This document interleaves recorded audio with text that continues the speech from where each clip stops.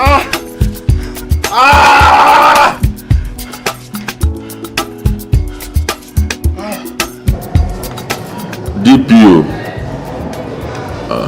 mo gbọ́ pé ẹ mú jẹ́ǹdọ̀ ìkan lára àwọn boys mi. Oh, ìkan lára àwọn boys ni? Ẹ má bínú chief, mi ò mọ̀, ẹ má worry, a máa ṣe normal, àwọn release ẹ̀. Mo tẹ̀ tún gbọ́ pé ọ́físà tó mú obìnrin ni. Bẹ́ẹ̀ ni, Inspector Mata, ọmọ yẹn fún mi wàhálà gan-an, honestly. Egungun burúkú ló wà lára ẹ̀, iṣẹ́ kíṣẹ́ dẹ̀ ló fi ń ṣe. Ẹ send pictures sáwà ká kọ́ lọ́gbọ́n. Ẹ má jẹ́ àṣẹ bẹ́ẹ̀ chief, ẹ wo iṣẹ́ tọ́ran ló ń ṣe. Òun kan mọ̀ pé òun ti ń gún àwọn ọ̀jọ̀gbọ́n kan mọ́lẹ̀ bóun ṣe ń ṣiṣẹ́ ẹ̀ ni kó má lọ ṣiṣẹ́ ṣe. Ẹ má ṣe bẹ́ẹ̀. Ṣùgbọ́n ìgbà tí òun wá sí lára àwọn askari tó mọ̀jẹ̀ báyìí, báwo lọmọ ìjọ tí wá ṣe fẹ́ máa rìn nígboro tí kò ní kọ lẹ́sẹ̀? Ẹ má wọrí, màá make sure pé wọ́n transfer ẹ̀. Wọ́n gbé kúrò bí kọ́ lọ sọ sínú oko kan nínú Ọ̀yọ́ jàre. Ọ̀yọ́ gan súnmọ́, ó ṣe jẹ́ ó lọ sí Lọ́kọ́jà tàbọ̀ fà. Chief, ẹ má jẹ́ ká ṣe yẹn. Ogún tó bá sọ bẹ́ẹ̀, chẹ́ẹ̀kì fóònù ẹ mo ṣe send owó kan síbẹ̀ láìpẹ́. As usual, ẹ ṣe ẹ kú gbogbo gbà mí. Thank you very much, I appreciate it. Ẹ ṣe. All right, you know pay.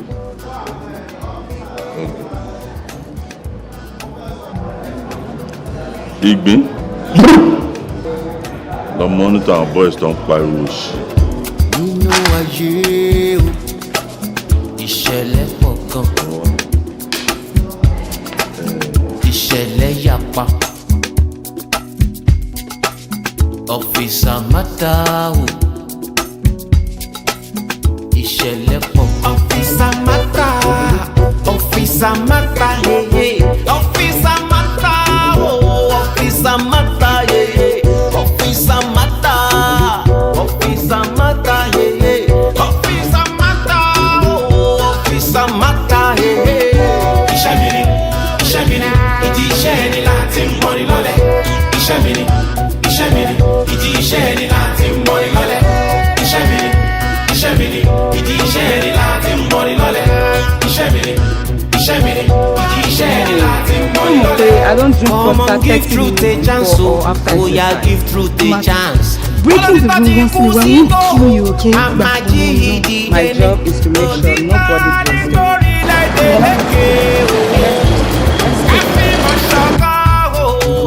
Fogo ilẹ̀ yìí o, ẹ̀yin ọba yẹn jẹ́ o. Ẹ para mọ́, ẹ̀yin àríjẹ́ǹpì má dàrú o. Ẹ kàn lùgbò, ẹ fọwọ́ yín sí. Tambolo, where do compost? Kò sí ẹgbẹ́ dẹ̀bá mi. Madam Arena kan ní àwọn fẹ́ rí. Arena. Ó pupa ó tùbà. Ó fẹ́ sọ́wọ́ rẹ̀. Síbẹ̀, ọ̀gọ̀gọ̀ ìjọwọlé. Kí ló ṣẹlẹ̀ náà fa ìbí wetin dey sup? Kí ló ṣẹlẹ̀ náà tẹ́ tún gbá rẹ̀ náà wà ká mi mọ́lé? Kí ló ṣẹlẹ̀? Mo mọ̀ kó máa ṣiṣẹ́ lára bákan. Ó já mi lára jẹ o. Má ọ̀rẹ́ jẹ́ kó dé ká gbọ́ tẹ̀lé. Má ọ̀rẹ́ wọ́n ṣe tiẹ̀. Ojú ọ̀run yìí tẹ́ ẹ fún. Ààrẹ náà gangan. Salome, what's up? IB. Ààrẹ náà kí ló ṣẹlẹ̀ yìí tó gbé ká mi mọ́ bí ìbàdàn tó gbé ká base 3. Mọ̀ ń bọ̀ lọ́dọ̀ tiẹ̀ náà lọ́la. Ṣé torí ìwọ̀nba òjò tó rọ̀ ààrẹ ti wà lọ́nà? Àyèwádà, tí ó bá ṣe pé ó wà very very important, ẹ rò pé màá wá bá yín ni ní base ò ní base. Nǹkan tó ń ṣẹlẹ̀ ní street ó ní mo ní kí wọ́n sọ fún yín. Kí ló ń ṣẹlẹ̀ ní street? Chief, káwọn ọlọ́pàá máa lé mi kó máa lé mi back to back wọ different zone láì ṣe pé mo sanwó protection in cash mo tún sọ pẹ̀ lára. My bad mo fumble. Ó ti yẹ kí n notify everybody ló ti mọ̀ ìwọ nìkan mo miss tí mi sọ fún. Ohun tó ṣẹlẹ̀ ni pé wọ́n ní inspector kan wà tó ń ṣiṣẹ́ kíṣẹ́ láàrin àwọn ọlọ́pàá tó ṣe gbé wa a ti ń ṣiṣẹ́ lórí ẹ̀ wọ́n gbé wa lọ́yẹ̀ máa gbé lọ ẹ kọ̀ lọ lílò fún bí ọ̀sẹ̀ kan àwọn insider mi nínú police force wọ́n ti ń ṣiṣẹ́ lórí ẹ̀ tí everywhere bá ti clear when everywhere don sweet I go notify you kò lè jọ ọ̀sẹ̀ kan lọ tàbí ọ̀sẹ̀ méjì alright ẹ lọ fara balẹ̀. 1 week ẹjọ́ nítorí ọlọ́run kí mo fẹ́ jẹ́ for 1 week àwọn kan náà ga àyà síwájú tí wọ́n ṣe ẹsẹ̀ láàárọ̀ kùtùkùtù wọ́n ti milk yín wọ́n ti soak yín dry ẹjọ́ nítorí ọlọ́run kí lèmi máa jẹ. o máa wulẹ̀ sọ̀rọ̀ jù o ti fẹ́ máa sọ̀rọ̀ jù kò sẹ́ni tọ́lọ́run ò ṣe fún ẹ wọ́n má wọrí màá rí ẹ lọ́la gbogbo àwọn ọ̀sẹ̀ kan tó máa fi lélo yẹn ohun tó bá yẹ kó make tó make ẹ máa reimburse ẹ alright. ẹ ṣọ ẹ máa ṣe nọ́mà. màá ṣe nọ́mà. ẹ máa ṣe nọ́mà. màá ṣe nọ́mà. ẹ máa ṣe nọ́mà. màá ṣe more than nọ́mà. èèbà iṣẹ́ yẹn nìyẹn wá wọrí oníkálukú yìí ló ní reason tí mo fi ń ṣe yín ẹ̀wọ́ jù lọ wájú òun jù ẹ lọ lẹ́yìn ó lọ ti géètì. olóyè lọ ti géètì fún mi jọ kí lè ṣe oṣù síta wá tiẹ̀rẹ̀ fún ọmọ kó járe. olórí nọ́mbà 3 wàá máa fi nọ́mbà sí. kò sí wàhálà kò jẹ́ tó lè gbà fi ẹ̀ lẹ̀ á tiẹ̀rẹ̀. Sà, abúlé ìgbẹ̀yìn kí ni mo fẹ́ lọ ṣe níbẹ̀ sà? Well, ibi tíjọba gbé ẹ lọ nìyẹn ibi tó transfer ẹ lọ nìyẹn you have to go. Sir, why? I'm doing fine here. Well, ìjọba ló lè determine ibi tí ó lè gbé anybody lọ. Tó bá ti ló yá, ó yá náà nìyẹn. You have to move. But sir, ó ṣe mi lójú o because èmi tí gbogbo èèyàn mọ̀ sí intelligence and active police officer tí mò ń ṣiṣẹ́ mi bí iṣẹ́ tí mò ń ṣiṣẹ́ ní city tí crime ti pọ̀ kọ́ wá gbé mi lọ sí abúlé ìgbẹ̀yìn kan. Martha, let me tell you something. Our job takes us everywhere and anywhere. Èmi ọ̀gá ẹ̀ tí mo jókòó síbí wọ́n ti gbé mi kúrò ní Central Abuja district tí wọ́n dẹ̀ lọ jù mí sínú abúlé kan ní Ṣàfà. Yes, mo dẹ̀ ṣe gba promotion mi. Ṣé bẹ́ẹ̀ mi náà lè mí ìbàlẹ̀ ni? From there back to Abuja, from Abuja to Lagos, from Lagos to Ibadan. Ìbàdàn tí wọ́n wá yìí wọ́n sì lè gbé mi kúrò bẹ́ẹ̀ kó gbé mi lọ sí anywhere. Ní ẹ̀mọ́, I have to go tó wá ṣe bẹ́ẹ̀. So like I said, our job takes us everywhere. So you have to take it in good faith. Money sir. Officer Mata, Officer Mata, yeah, yeah. Officer Mata, oh, Officer Mata, yeah, yeah. Iṣẹ́ mi ni, ìdí iṣẹ́ ni láti mọ́ni lọ́lẹ̀. Iṣẹ́ mi ni, ìdí iṣẹ́ ni láti mọ́ni lọ́lẹ̀. Iṣẹ́ mi ni, ìdí iṣẹ́ ni láti mọ́ni lọ́lẹ̀. Iṣẹ́ mi ni, ìdí iṣẹ́ ni láti mọ́ni lọ́lẹ̀. Come on, give truth a chance, oh yeah, give truth a chance. Wọ́n lọ ti tọ́ ti kú sí gbòòhò, àmàjí ìdìde ni. Òtítọ́ ní orílẹ̀-èdè lékè o. Káfíìmọ̀ ṣọ̀kan o, fògo ilẹ̀ yìí o. Ẹ̀yin ọba yẹn jẹ́ o. Ẹ para mọ́. Ẹ̀yin àríjẹ́ ń bí màdàrú o. Ẹ kàn lùgbò, ẹ fọwọ́ yín síbi ọwọ́ ń gbé. Kálámọ̀ kìlọ̀ fọ́mọ òní àrò. Officer Mata ló wà lérè. Iṣẹ́ mi ni, ìdí iṣẹ́ ni láti mọ́ni lọ́lẹ̀. Iṣẹ́ mi ni, ìdí iṣẹ́ ni láti mọ́ni lọ́lẹ̀. Iṣẹ́ mi ni, ìdí iṣẹ́ ni láti mọ́ni lọ́lẹ̀. Iṣẹ́ mi ni, ìdí iṣẹ́ ni láti mọ́ni lọ́lẹ̀. Iṣẹ́ mi ni, ìdí iṣẹ́ ni láti mọ́ni lọ́lẹ̀. Iṣẹ́ mi ni, ìdí iṣẹ́ ni láti mọ́ni lọ́lẹ̀. Bẹ́ẹ̀ sọ̀rọ̀ ìyá. Ẹni ọ̀sán sọ pé I expect one.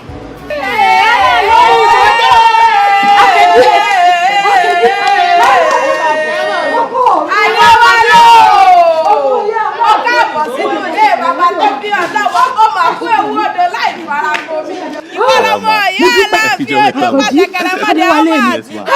Èkúté ilé ọmọ aya mi.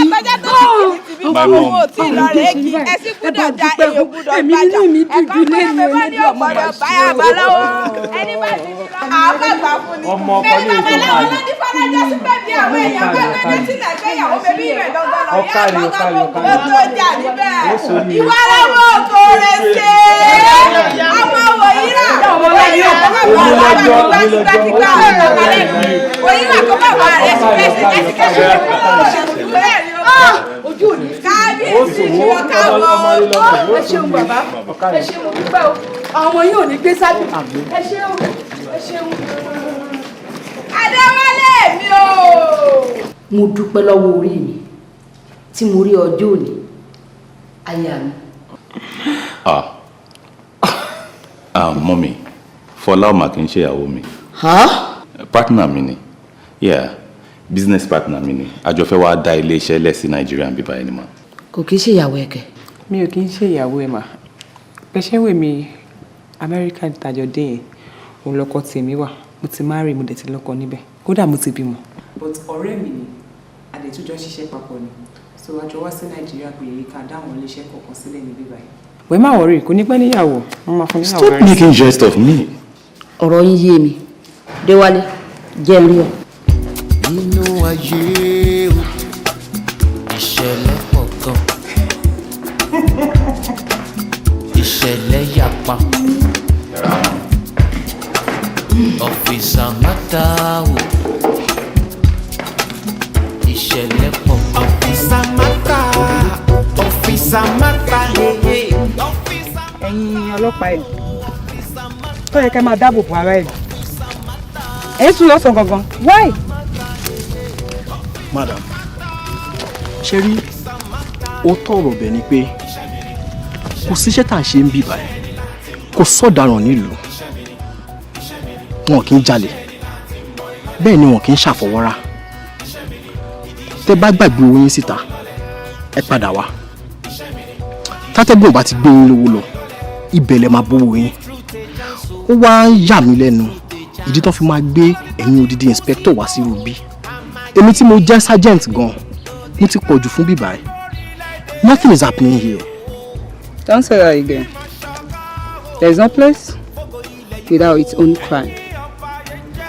Bóyá ẹ̀yin lẹ fi mú fúnlẹ̀ tó jẹ́ ká jọ rìn káàkiri gbogbo abúlé. Ẹ fọwọ́ yín síbi ọwọ́ ń gbé kálámà kìlà fáàmà oníyàrá ọ̀fíìsà mátà ló wà. Ọlọ́pàá gidi máa ń fi mú fúnlẹ̀ ní. You suspect everything everywhere. You don't just sit down pé kò sí crime nínú ìlú. Wo wèrè tó wà lọ́kàn yìí. Tó bá yẹ ká pàṣẹ kọ́ àbí ọ̀daràn àbí àwọn gbọ́mọgbọ́mọ.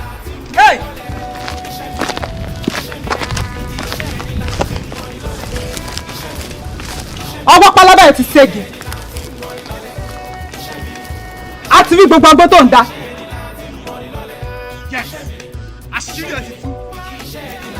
àṣírí ẹ̀ ti tú bẹ́ẹ̀ ni wọ́n máa ṣe nìyẹn bẹ́ẹ̀ ni wọ́n máa tọ́kọ́ jẹ́ àmọ́ lọ́mọ gbé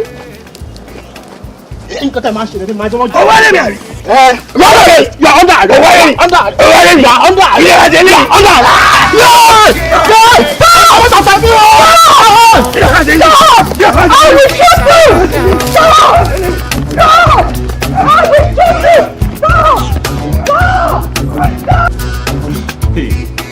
Ọ̀fíìsà Ayáwé ẹjọ́ nítorí Ọlọ́run kí lẹ́yìn gangan wá ń wò tẹ́ fi wá lọ síbi tí wèrè wà tó fi gé oúnjẹ gangan.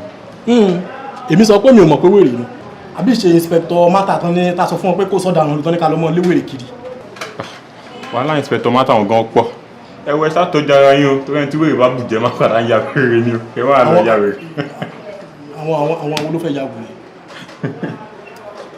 Ẹ sá pẹ̀lẹ́ pẹ̀lẹ́.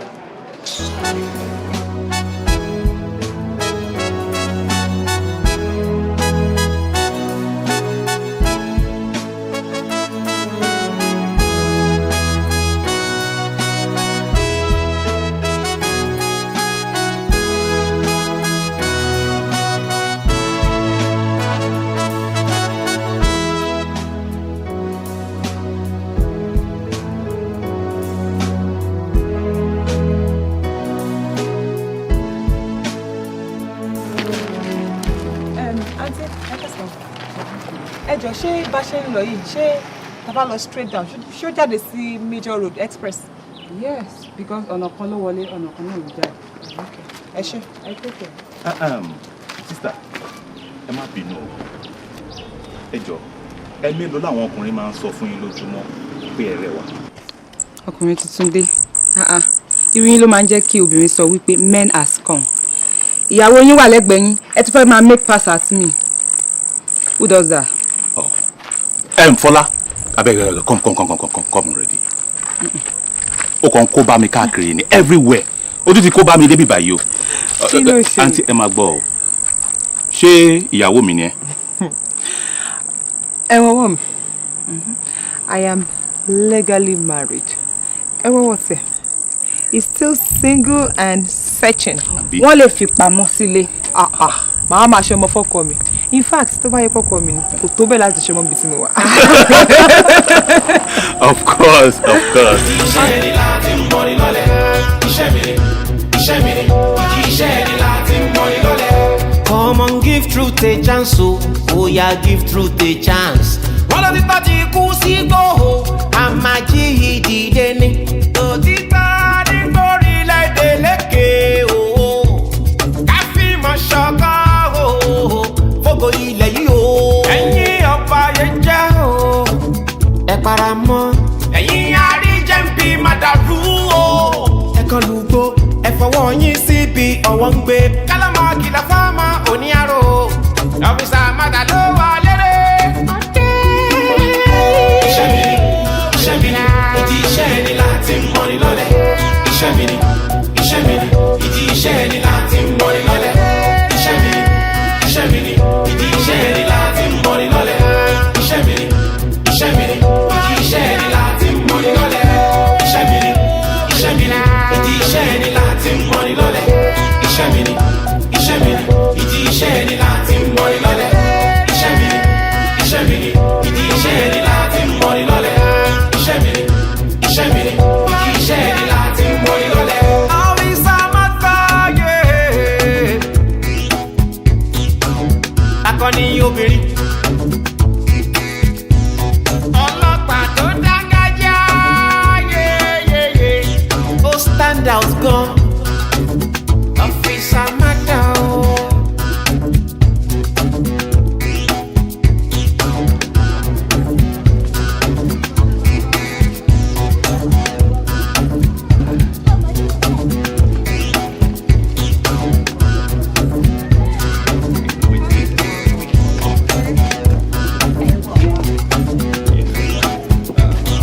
Hold on.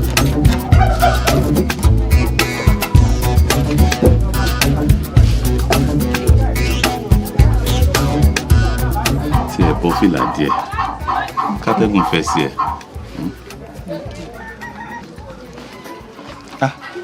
Mo máa dọ́gbọ́n miss àdúgbò ẹ̀yìn náà jẹ́ o. Really? Yeah, mo ń padà sí Ìbàdàn lọ́la. Ìgbà wo ló máa kí mi? Màá wá rí ẹ next week. Are you serious? Yes. I'll appreciate it. Thank Inú mi á dùn gan. Ọ̀rẹ́ yẹn kọ́. Ìyẹn mà ti padà sí Amẹ́ríkà tiẹ̀. Wàá miss ẹ gan o. Actually, mo miss ẹ díẹ̀. Okay. But a máa ń sọ̀rọ̀ dáadáa lórí fóònù. Business náà ló dá wa pọ̀. Are you sure? Yeah, èmi ló mo fẹ́ sọ fún ẹ pé business partner mi ni and no strings attached. Martha now. You know, akọni ká wá kọ́ factory sílùú yìí ni. A ní ká wá invest sílẹ̀. Nítorí ilé làbọ̀ ìsinmi oko. That's true. And one more thing, Martha. Shuri, tó bá ti ń bọ̀ wá kí mi ní Ìbàdàn, please dress like a lady. At least you have a man in your life now. Ó máa ń tan rẹ̀ gan gidi. Because ta ló ti gbà ẹ́ láyè láti jẹ́ man in her life. Anyway, màá ṣàwà kí ẹ next week. Babe, listen.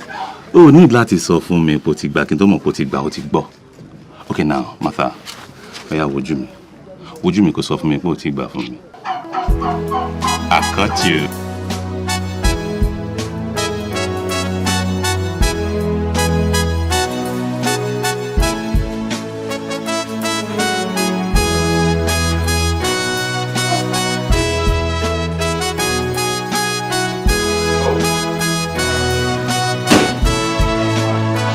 sọ fún wa pé tó bá ń bọ̀ kó múra bí òkú. Obìnrin báwo? Tó bá ṣe rí mi ni mo ṣe jẹ́. Tó bá rí mi bí obìnrin, obìnrin ni mí. Tó bá dẹ̀ tún rí mi bí ọkùnrin, ọkùnrin náà ni mí, bàbá. Even kí n má wọṣọ, kí n rìn ní ìhòòhò débi báyìí. Nǹkan tó máa rí ló máa rí. Ìmúra mi ò define mi, kò sọ orí èèyàn tí mo máa jẹ́. Really? Well, bóyá kó kúkú padà lọ. Kó wá síbí báyìí ní ìhòòhò, right? Okay. Ṣé mo lè undress mi àbí kí n lọ sí kitchen? Wo bó ṣe ń ṣe lọ. Bring your bag. Ṣé wàá wẹ̀? Màá wẹ̀. Tí bá wẹ̀ tán, wá massage. Ìyẹn ṣe problem. Láyé o, nothing can get you off me. Àní kápẹ́ o, kífẹ̀ yìí kó dalẹ̀ o. Láyé. Nothing can get you off me o. Kápẹ́ o, kífẹ̀ yìí kó dalẹ̀ o.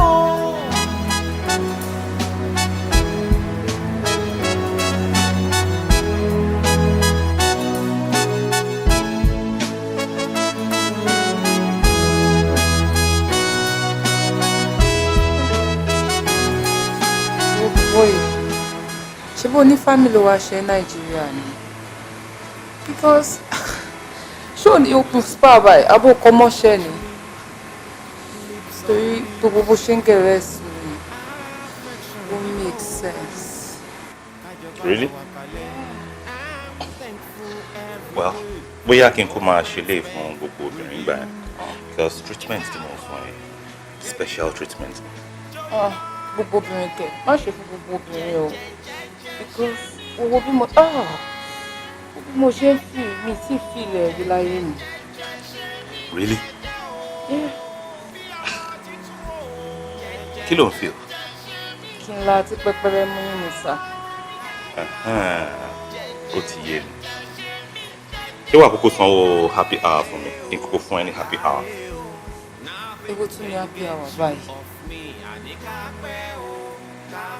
Okay, let me show you. Ìròyìn ká mú bíbá. Yeah. Nothing can get you off me o. Kápẹ́ o, kífẹ̀ yìí kó dalẹ̀ o.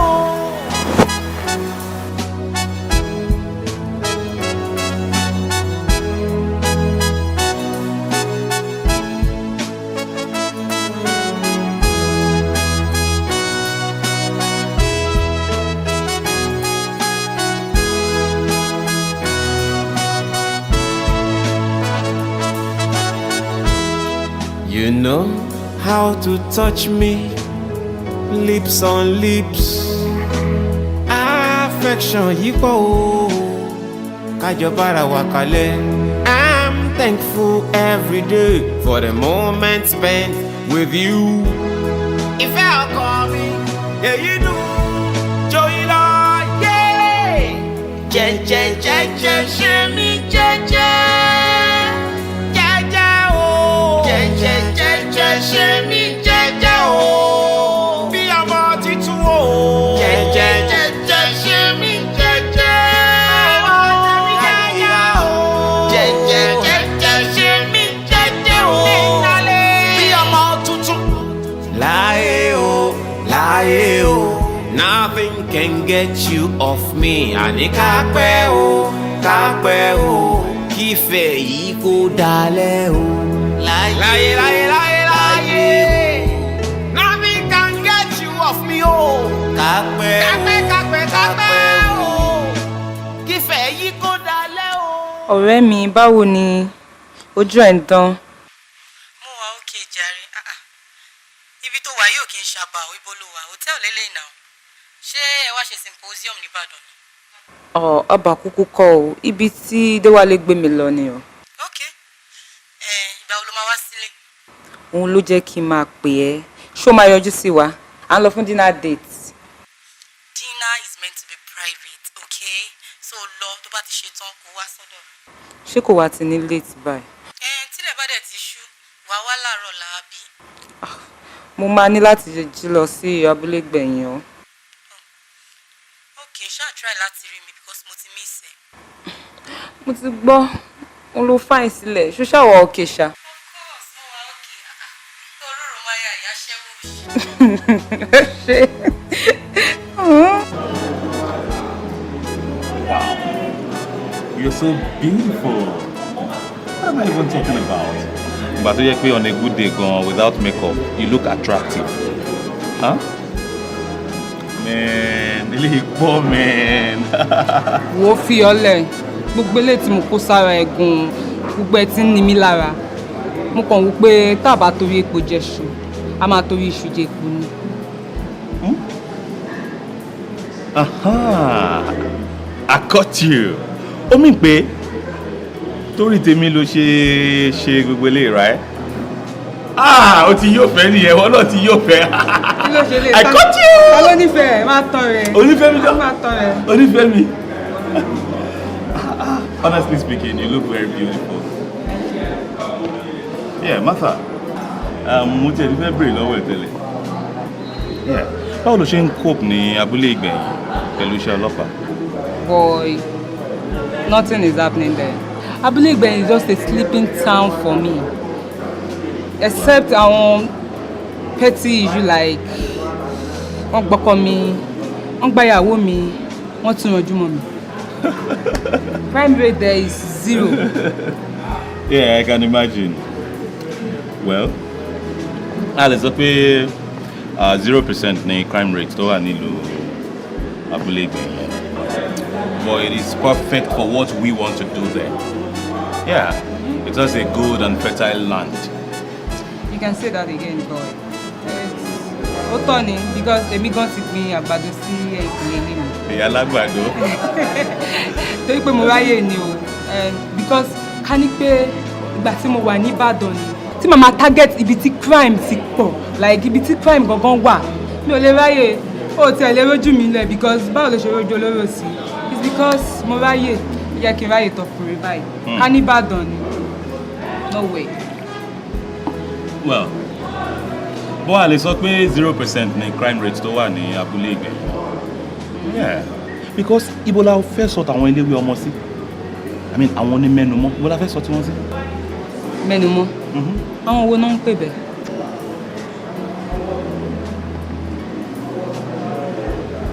Àwọn tí wọ́n máa ń ta páàtì èèyàn. No, I'm talking about àwọn tó ń ta páàtì èèyàn. Ó ṣáà níbi tí wọ́n ti ń rí. Àwọn tó ń supply wọn, ibo làwọn yẹn ti ń rí tó fi ń kó wá fún wọn. Think about it. I want to know more about it. Hey, Martha. Ó jẹ́ mẹ́nu kú òun bẹ́ẹ̀ ká fi sẹ́nu ká dákẹ́. Má yẹ ká dákẹ́. I want to know more about it. Kí ló pè náà? Mẹ́nu mọ́. Má lọ bèrè nípa ẹ̀. Ó rò pé wọ́n máa dá ẹ lóhùn ni. Wọn ò ní dá ẹ lóhùn because ó ní language wọn kàn ń dá just anyhow person náà. Yeah, ó ní language tó yẹ pé wọ́n máa fi communicate wọ́n fi mọ̀ pé you know. Ṣebí language yẹn gbogbo lè ti sọ yẹn onímẹ́numọ́. Come on babe, it goes beyond that. I mean, ó ní language tó máa fi communicate nǹkan tí wọ́n ń tà yẹn mẹ́numọ́ ni wọ́n ń pè. Kò ṣe pé wà kàn débẹ̀ wá ní màmá ní mẹ́numọ́ mo fẹ́ ra mẹ́numọ́ ẹ fún mi ní mẹ́numọ́ báyìí. No, you know. Dewale, please help me. I need to know more about it. I'm interested in this case.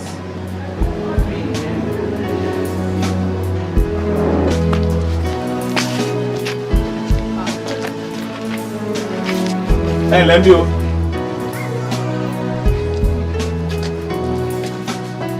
Hey, lend you.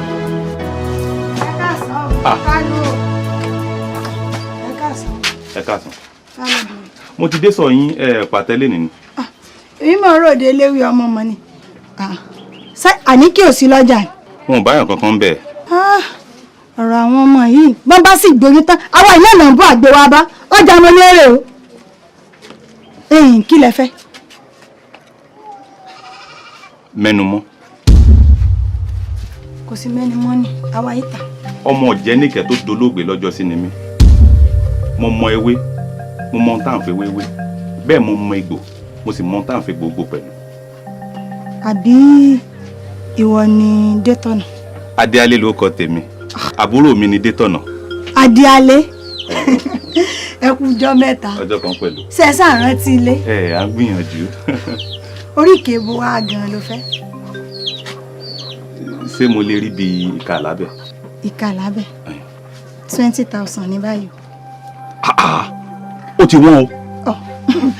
Ẹ mọ Jàmílà Adéwálé kódà 30,000 là ń tà torí pé ó jẹ́wọ́ ni àti pé bá a ṣe pọ̀ ọmọ ọ̀gbẹ̀rì a gbọ́dọ̀ pọ̀ máa wo bẹ́ẹ̀. Nínú tó jẹ́ pé ẹgbẹ̀rún 3 là ń rà ń gbà náà. Nígbà nù ọgbọ́n nǹkan ti yí padà. Ga o, ó dáa náà ẹ lọ mú. Kò sí wàhálà kan bọ́.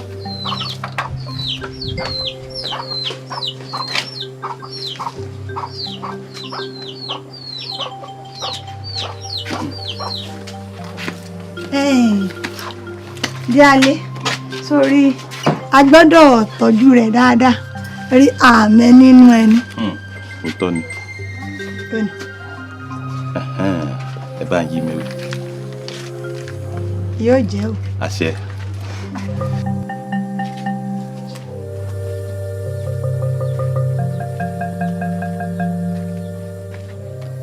Hello. Hey, babes. Sure. How far?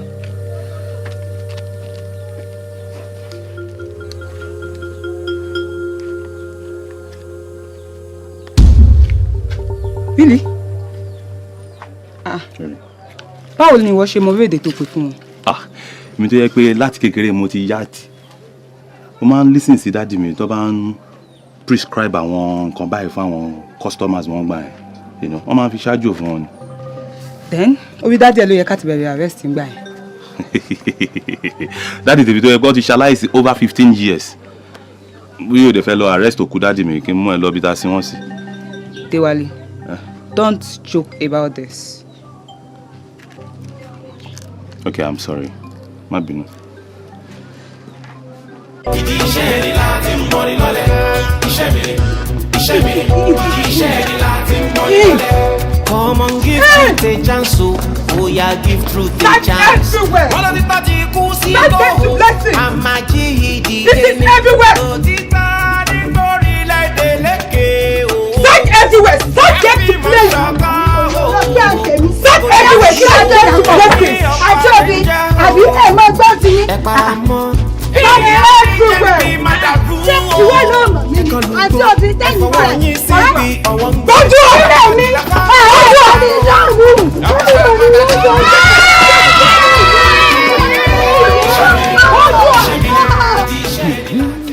Èèyàn mi, ìwà ìfinipé ní àìfihàn péyàn tí mo àròkọ sọ́bà ń tẹ̀wọ́ ìlú rẹ o. Báwo ni wọ́n ṣe máa mú ìyẹlẹ́wé ọmọ lẹ́ni tó ń ta àgbófin tú orí ọmọ ẹni tí ò sùn wọ́n ṣe ẹgbọ́n náà kí ni wọ́n rí nígbà ẹ̀ gan tán fi mú. Ṣebí kí ni ètò àgbà tí a fi ń pèpè wọ́n ṣe ní wọ́n rí tẹ́yìn mú yóò dáa fún ọ. Òkú làákàyè ẹ wo mi wọn lórí tí ó jẹ́ kó tó bá dé fìlà àárín yóò sì kọ́rọ̀ ètò wa dọ̀rọ̀ ẹ̀rùn asunkun sí ilé jẹ́ kí n máa pariwo alẹ́ ní sí ń ká wa lápákò bí bẹ́ẹ̀ kọ́ ni èmi kí ní burúkú ìbá ti dá wàhálà lẹ̀ àmọ́ baálẹ̀ ti jọ́ kó yé wa pé láìpẹ́ láì jìnnà ìyẹlẹ́wé ọmọ jáde láàmọ́ tó ráwọn ti ránṣẹ́ sọ̀gá wọn. Kó yá rí bẹ́ẹ̀ ni o. Kó yá rí bẹ́ẹ̀ ni o. Kó yá rí bẹ́ẹ̀ ni o. Kó yá rí bẹ́ẹ̀ ni o. Kò gbọ́dọ̀ má rí bẹ́ẹ̀ torí tí ó bá rí bẹ́ẹ̀ tí ó bá rí bẹ́ẹ̀ wọ́n rí iná wò bí. Ìyẹlẹ́wé ọmọ olóògbà mi lẹ̀. Inspector Mata ó ṣe fẹ́ràn jọ̀wọ́ báyìí náà ìlú tí wọ́n rú ẹ̀rọ yẹn even United Nations confirm pé it's the most peaceful community in Nigeria. But sir, iṣẹ́ mi ni mo ń ṣe sir. Wọ́n rán iṣẹ́ débẹ̀ yẹn kí ló ń ṣe é náà ìlú tí ò sí wàhálà ó dẹ̀ kó wàhálà tiẹ̀ ó kó lọ bá wọn. Now listen, release that woman from the cell. Ọ sir, ṣé ẹ ti ẹ̀ wà interested ibi tán ti ń rí human part ni sir? I'm not interested. Gbogbo story tí o bá fẹ́ sọ mi ò ní interest. I'm only interested in the Commissioner of Police order.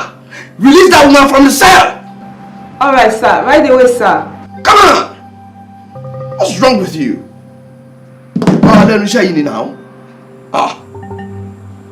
Ojú ẹ̀ dẹ́ ń láta. Mo jẹjọ́ lọ kí n máa ṣe chóchóchóchó.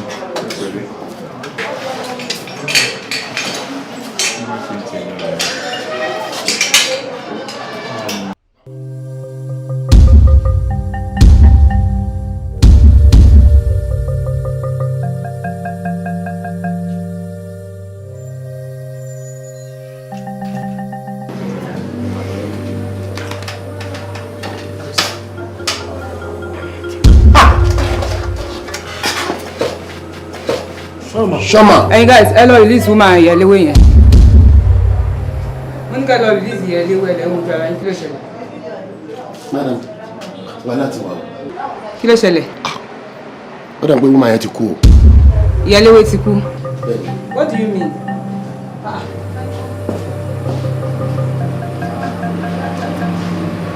A ò ní lè gbà o.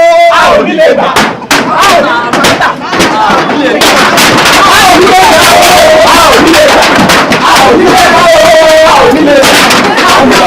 A ò ní lè gbà. A ò ní lè gbà. A ò ní lè gbà.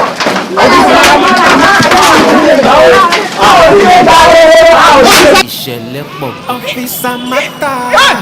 Ọ̀fíìsà mátà yeye. Ọ̀fíìsà mátà. Ọ̀fíìsà mátà yeye. Ọ̀fíìsà mátà.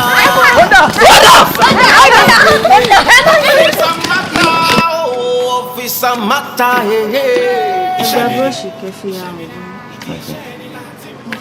Yẹn sáré parí ẹ̀. Wá wẹ̀yìn. Tó lẹ́bù. Ẹ fi ya bíbà.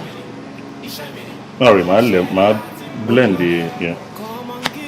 Èsì bí yẹn máa yàárín yẹn, ó jìnà díẹ̀. I just do this.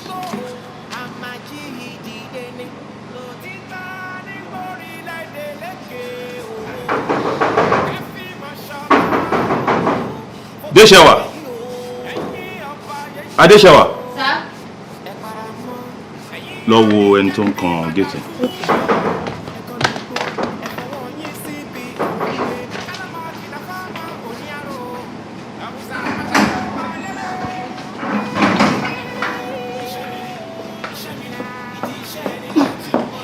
Martha, kí ló dé, kí ló ṣe ẹ́? Ta ló ń lé ẹ? Jẹ́ wọlé náà, wá fún mi ní nǹkan tútù. Ok. Ṣẹ́wà, wá bá mi fún ní nǹkan tútù. Báyà gbẹ́lẹ̀gbẹ́lẹ̀.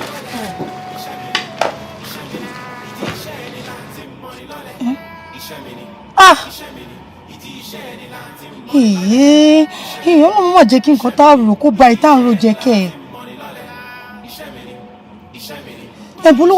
Bó ló wà báyìí gangan báyìí bó ló wà? Mo wà lọ́dọ̀ Ìwàlẹ̀, boyfriend mi tí mo sọ fún ẹ̀yìn. Oh, okay, boyfriend ẹ. And please be safe, ṣó ti gbọ́? Kó take care rẹ̀. Ẹ máa pè é later, ṣó ti gbọ́? All right, darling, ó ṣé. Bí o kí wà lélẹ̀. Bí ọwọ́ ń gbé kálámà kí ló fọ́ ọmọ oníyàrá ọ̀fíìsà mátà ló wà lérè. Iṣẹ́ mi ni, iṣẹ́ mi ni, ìdí iṣẹ́ ni láti mọ́ ni lọ́lẹ̀. Yeah, thanks, dear. Iṣẹ́ mi ni, ìdí iṣẹ́ ni láti mọ́ ni lọ́lẹ̀. Help yourself while I get you something. Iṣẹ́ mi ni, ìdí iṣẹ́ ni láti mọ́ ni lọ́lẹ̀. Iṣẹ́ mi ni.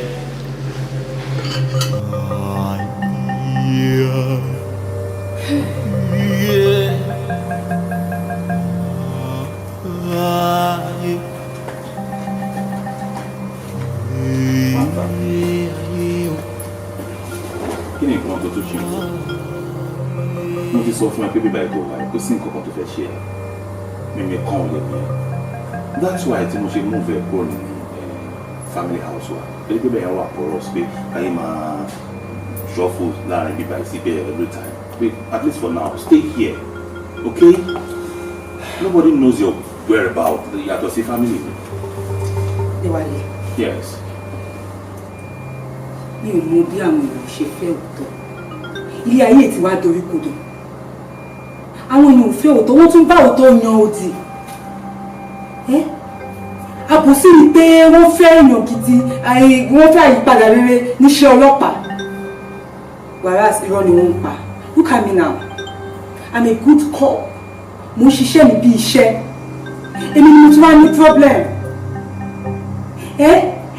Mama try láti protect àwọn ará ìlú. Wọ́n dẹ̀ máa gbógun tì mí. Ṣé o rí bí àbòsí ti pọ̀ yìí? They are just hypocrites. It's okay. It's okay. Relax. You've had enough for the day. That will look one also. Okay. Let me just call my friend Juliana. No. Mo pé kó ṣá mo pé bíbá ẹni mo wà ń sìn. The less people know your whereabouts, the better, okay? Okay, but I still need to call her. Jẹ́ ká wọlé lọ sùn. Keep everybody out, at least for now. Ọ̀rẹ́ mi ni Juliana. Ó mọ bí tí mo wà tẹ́lẹ̀, ó nígbà tí mo. Babe, nobody must know your whereabouts, at least for the next 2 weeks, okay? Jẹ́ ká lọ sùn already. Juliana will be fine, okay?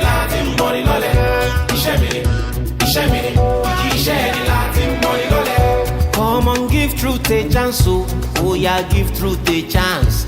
One of the party cool see go, I'm a G Deni. Oh, the party go like the lake, oh, Kafi Mashaka, oh, Fogo ile yo, Enyi Opa Yenja, oh, Eparamo. Báwo dé ní hangout, Juliana? Hangout. Does that mean pé o ti lọ rí site mo fún yín? Tí mo sọ pé o máa ti rí date.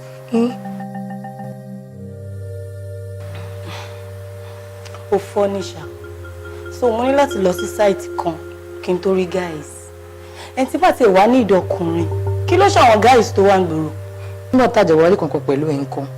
A dẹ̀ béèrè iṣẹ́ ló ń yí wá síbí ló ń yí wá síbẹ̀ yẹn. Mo ṣe rò pé bóyá ó difficult. Àbí torí pé ìwọ náà ò dẹ̀ kí n socialize. You understand? Bóyá tó bá lọ sórí site yẹn, wàá rí oríṣiríṣi spec ńbẹ̀. Ṣùgbọ́n tó bá débẹ̀ yẹn sìn, wàá rí ètò ní six pack. Wàá rí ètò lówó lọ́wọ́. Tàbí ètò ti ẹni púpọ̀ tó dẹ̀ ní wá ìrẹ̀lẹ̀. Tó bá ti wá jẹ́ pé Christian ló fẹ́ tàbí Muslim, ó wà ń bẹ̀ Juliana. Kí ló tún fẹ́? O ká wá sọ pé ètò lè jìbìtì ẹ̀ ló tún fẹ́. Tàbí òyìnbó, gbogbo wọn ló wà ń bẹ̀ náà Juliana. Wo mi ní time fún gbogbo rubbish tó ń sọ. Ṣùgbọ́n mi ní time. Kí ló wá ṣe ẹ́ o? Some things are not right with my best friend. Only problem lẹ́nu iṣẹ́, and I'm not happy about it. Best friend ẹ ní problem lẹ́nu iṣẹ́? Yes. Ìwọ gan ti ní problem lẹ́nu iṣẹ́ báyìí. No now, it is not done. O kàn fi problem báyìí, o kàn fi wọn problem lọ́wọ́ ni. O lè má ṣe báyìí lọ Juliana, má ṣe báyìí now. Abo fẹ́ kí n sọ nǹkan táwọn ọ́fíìsì sọ nípa ẹ̀. Wo, má jẹ́ n sọ, torí etí mi ti kún. This is not right now, my dear. Nǹkan tó bá wù anybody, kó fẹnu ẹ̀ sọ, it's none of my business. Yes. Wo kò kàn mí, Bọ́lá, wá máa lọ sọ́fíìsì ẹ̀. Kí n bọ́ta lọ́fíìsì ẹ̀? As in kí n bọ́ta? Àwọn boys mi sọ pé wọ́n rí girl tẹ́ sọ pé transfer. Èmi ti fún wọn lọ́dà kọ́kọ́ lọ́gbọ́n. Àwọn boys ò ráyè gírígírí o.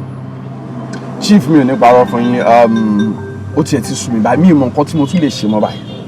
Ṣé mo rí pé abúlé gbẹ̀yìn ta transfer ẹ̀ lọ? Wàhálà ló tún lọ ń dálẹ̀ ń bẹ̀. DPO ti yẹ kó yé irú àwọn ọmọ kéékèèké tó máa ń wọ overzealous yẹn, wọ́n máa create wàhálà fún yín all the time. Ẹ jẹ́ ká wá kọ́ lọ́gbọ́n. Kò kọyìn, ẹ jẹ́ ká kọ́ lọ́gbọ́n.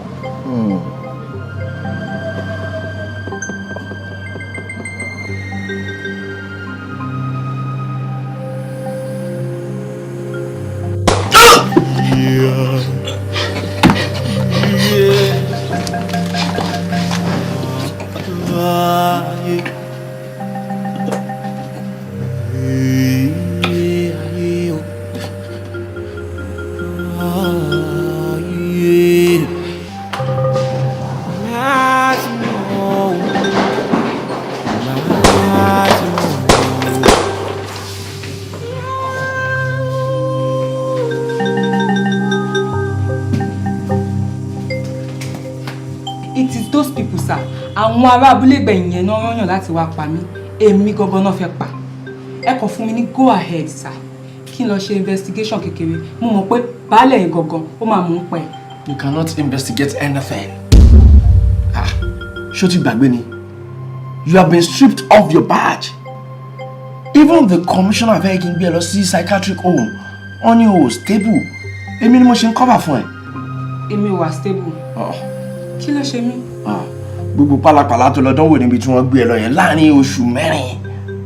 Gbogbo ẹ ló ti tó wa létí. mo ṣe bẹ̀rẹ̀ sí ní arrest wèrè tó ń pè ní criminal.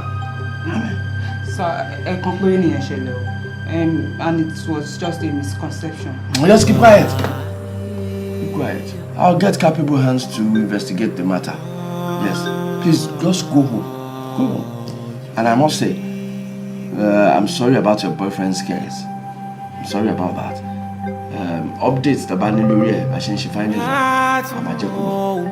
Go home, please. Go. Bye, sir.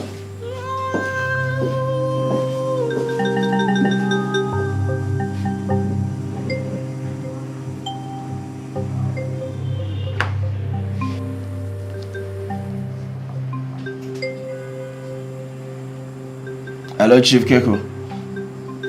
Rasa, yes, I'm fine. Mojume ni you want to boyfriend the matter. Yes. Mo ní kí n bi yín. Ṣé ẹ mọ̀ pa ẹ̀ àti pé ṣé kò ń ṣe àwọn boys yín lọ ṣiṣẹ́ yẹn? Okay. All right. Okay, it's all right.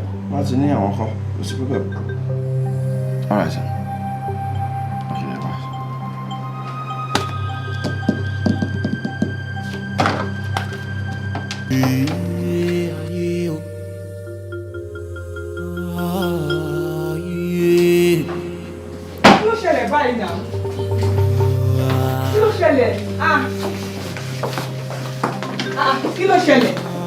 First, you stripped me of my badge. Then you killed my boyfriend. Now you are arresting my best friend. Ọ̀gá, kí ni mo ṣe fún yín? Kí ló ṣẹlẹ̀? Ṣé ẹ ń tún ra yín ṣe ẹ nìyẹn? Bẹ́ẹ̀ni bàbá, Juliana ló rán wa ṣẹ́ ló fún wa 200k ká lọ pàdé wálé dànù. Ṣé o ti gbọ́ báyìí? Ẹni tó ní kó lọ pa boyfriend ẹ nìyẹn. I told you we were working on this. Ṣé mo sọ bẹ́ẹ̀? Juliana, kò possible. Why? Asking me why matter. Ikane. So you forget so easily.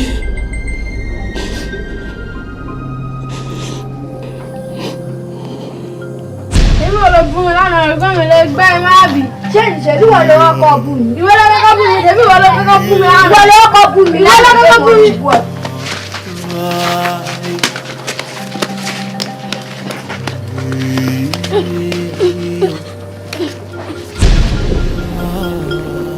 Ìyànà, gbogbo ẹni táàrin ó ti rẹ̀ mí o. Ètò àgbọ̀dọ̀ lówó lọ́jọ́ iwájú o. Wo, ìyẹn ló ṣọ́ọ̀jù. Kí má lówó kó dẹ̀ ṣe, ọ́tàpù. Ó ti rẹ̀ mí. Pẹ̀lẹ́. Òyìnbó pẹ̀lẹ́ mi ti gist ẹ Samuel ma toast mi. Kí ló wá sọ fún? Kí ni mo fẹ́ sọ fún? Mo ní kó wá fẹ́ tiẹ̀ síwájú ni àbí we need a boyfriend when I've got you. Ó yẹ jẹ́ ká rọ́jú dé ká má. Diana, gbọ́ kí ló dé? Mọ́mì sọ wípé o ní ìwò lọ ṣe registration.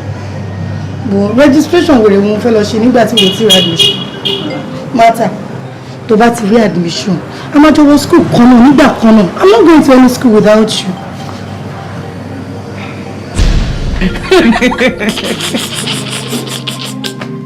Juliana. Yes. Yàtọ̀ sí pé o máa ń sọ àlọ́ àpamọ̀. O tún máa ń mú bí wọ́n ṣe máa ń crack joke. Ìwọ ló mọ̀. Well, we are going to be together forever, right? Yes. Together forever. And nothing is going to come in between us. Nothing is going to come in between us.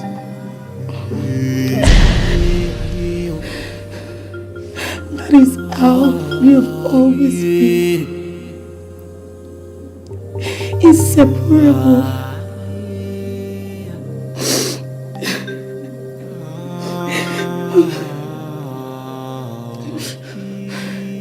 Ìgbà tó kọ́kọ́ agree láti lọ sí abúlé ìgbẹ̀yìn,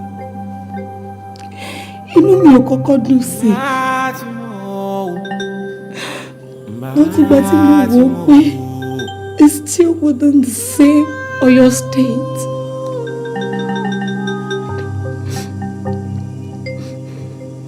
Mo expect to invite me over but he settle down. But no, you didn't. Kato we kato fo. Láàrin oṣù mẹ́ta. Just 3 months. You called me to tell me you had a boyfriend. Juliana, I never knew you had a problem with that. You should tell I have a problem with that.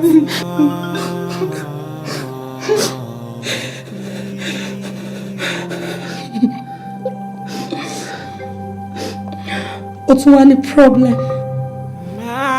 O sá kúrò nígbẹ̀yìn, o wá sí Ìbàdàn. O rí ilé tèmi wá. O lọ sí ilé Déwálé. Ọkùnrin tó ṣẹ̀ṣẹ̀ mọ̀.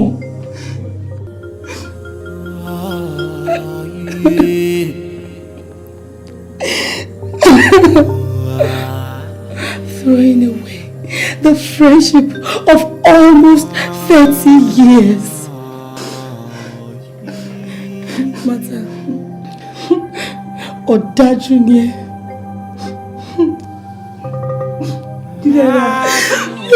You are all of God. You got all this wrong. Time up, guys. Mata, your friend is going to cut on Monday.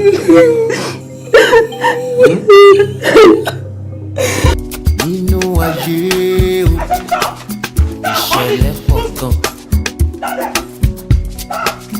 Ìṣẹ̀lẹ̀ yapa. Ọ́fíìsì Mata o, ìṣẹ̀lẹ̀ pọ̀ gan. Ọ́fíìsì Mata, Ọ́fíìsì Mata, yeye. Ọ́fíìsì Mata o, Ọ́fíìsì Mata, yeye. Ọ́fíìsì Mata, Ọ́fíìsì Mata, yeye. Àbíṣàmọ́ tẹ̀ ṣe ṣá. Ṣé bá mẹ́rin tí mo jẹ́ ní ẹ nílẹ̀ wàrà rẹ sí? Àwọn ọ̀gá yín kan wọ̀ lè jẹ́ láàárọ̀.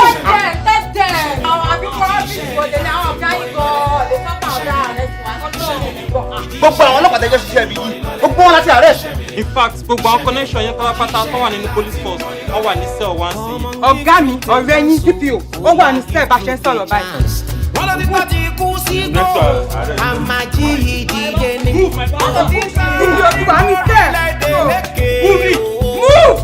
Káfí máa ṣọ́ká o, fógo ilẹ̀ yìí o. Ẹ̀yin ọba yẹn jẹ́ o, ẹ para mọ́. Ẹ̀yin àríjẹ́ǹbì máa dàrú o. Ẹ kàn lùgbò, ẹ fọwọ́ yín síbi ọwọ́ ń gbé. Kálámà kìlọ̀ fọ́mọ oníyàrá o. Ọ́fíìsì Mata ló wà lérè.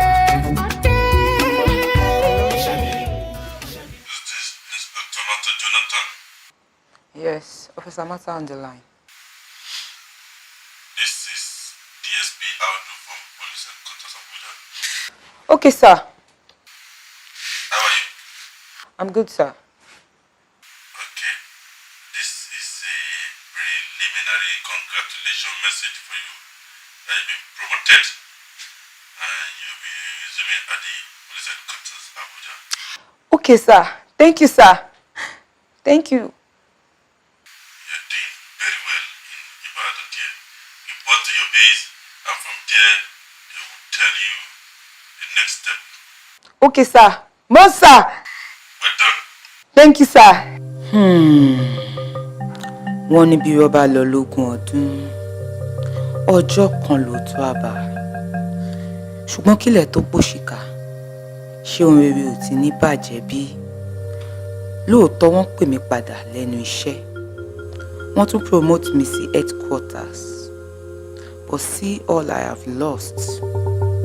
In the course of pursuing the truth, mo pàdánù olólùfẹ́ mi. Mo pàdánù ọ̀rẹ́ kòríkòsùn mi. Mo sá nílé. Mo fara pa. Àmọ́ ṣá o, kí òkè dilẹ̀, kí ọ̀sán dòru, mi ò ní yẹ̀, mi ò ní gbò láti ṣe iṣẹ́ ọlọ́pàá yìí bó ti tọ́ àti bó ti yẹ. My name is Inspector Mata Abike Jonathan. I'm a good cop. I'm committed to serve my nation. I am committed to maintain law and order.